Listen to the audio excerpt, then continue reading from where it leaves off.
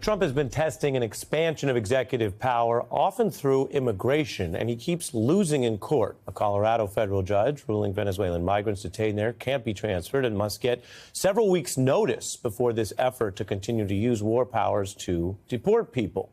Trump's DOJ stands accused of basically hiding information about that big controversy over the mistaken deportee. The lower court judge has been slamming the administration's willful and bad faith refusal to comply with discovery obligations. The ACLU says the government's also not complying with the Supreme Court order we've been covering to provide detainees with an opportunity to challenge deportations. The solution they want is basically more binding, tough enforcement. Two migrants also are filing that they got deportation orders after the Supreme Court said they should be halted. That could be an oversight. Sometimes that happens, or it could be basically a willful violation of a Supreme Court order.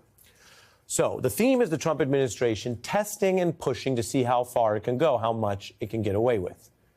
And the due process issues are major, especially because Politico reports there is a vivid cautionary tale here, both legally and politically, if the wider public sees this as the government, the federal government under Trump abusing power to take away people's rights, something that has long been a fear on the right, as well as just how the Constitution works and saying the government can't disappear people.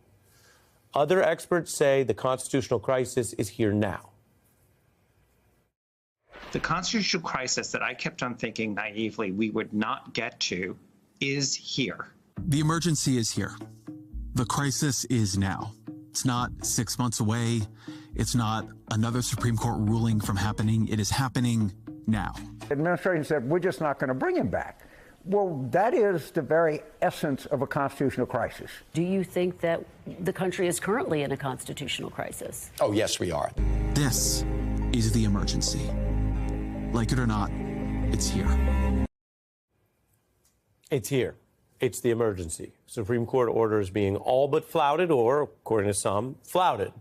And don't sugarcoat it, because that will become part of the problem. If we are there, what do we learn from? Because we're certainly not the first country to face this kind of slide away from democracy. Well, there's a renowned journalist, Maria Ressa, who's actually spent her career as a journalist and then ultimately as a kind of defendant dissident, reporting on the Philippine President Duterte's regime.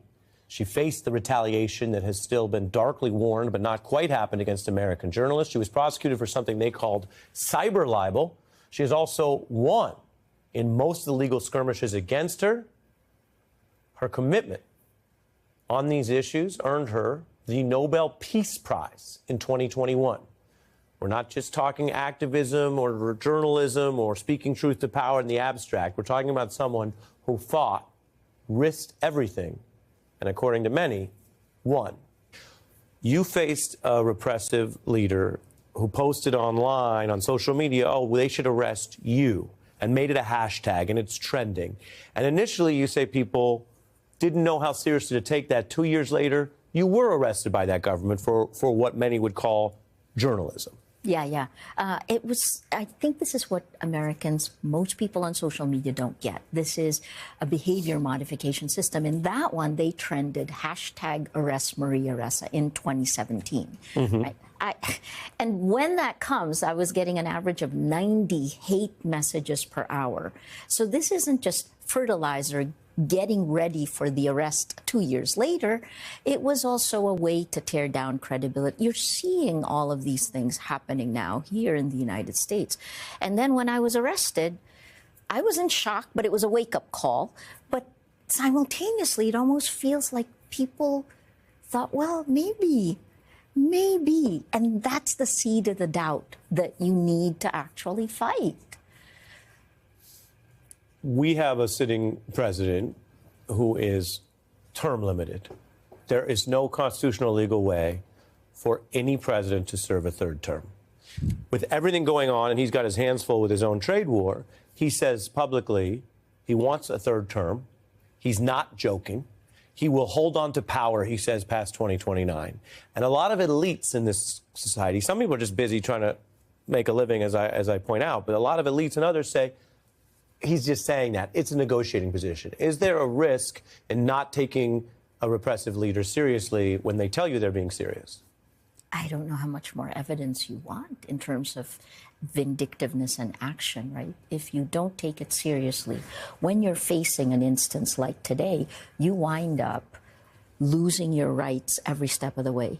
The way democracy shifts is it doesn't happen all in one chunk. There isn't a red line where, is it democracy? Is it not democracy? You just get weaker over time. And if you don't act while you're still strong enough to protect your rights, then you've voluntarily given up your rights. And these are all stages. And look at what the Philippines is America's former colony. You know, I joke all the time to say we spent 300 years in a convent and 50 years in Hollywood. We have a constitution like the United States, 3 co-equal branches of government. The exact same thing happened with Rodrigo Duterte that is happening here. Very strong executive, legislature that he essentially, the 3 C's, he co-opted this. Corrupt, coerce, co-opt. And because there was no check and balance, then he also was able to consolidate the judiciary. This is why I had 10 criminal charges against me in a little over a year. But then what happened was that the rights that were violated during that time period, first, rule of law goes, right? So media attacks first, media capture, from social media to media capture, to academic capture, to NGO capture, to state capture. Duterte crushed our institutions within 6 months of taking office, and the United States, this administration is moving faster. Faster than Duterte, in your view? Faster than even I thought. What is the lesson in the pushback? Because at some point, things got so extreme that how did you start to win? Communities, people who were afraid. So the difference between the United States and the Philippines is that we had a brutal drug war that human rights groups said killed, by December 2018, 27,000 people. The police admitted to 7,000 people, but regardless of the number, right? So there was this, the fear was violence, which, you know, I worry again about America. But beyond that, here the fear seems to be money. The fear seems to be us against them. But was there a turning point? You're facing these charges on the one hand, and then on the other hand, you're internationally recognized, and that regime ultimately crumbles.